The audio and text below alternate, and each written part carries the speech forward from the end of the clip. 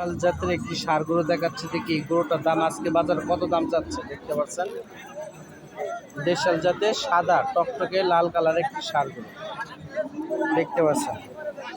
নরিল্লা গরু হাটে।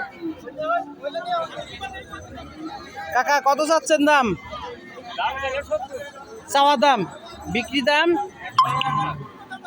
কমো কত হলে বিক্রি করবেন কোন? 60 দেওয়া যায় না? কত 65? কত গরুর দাম কত? মনে হয় একজনের নিল 65।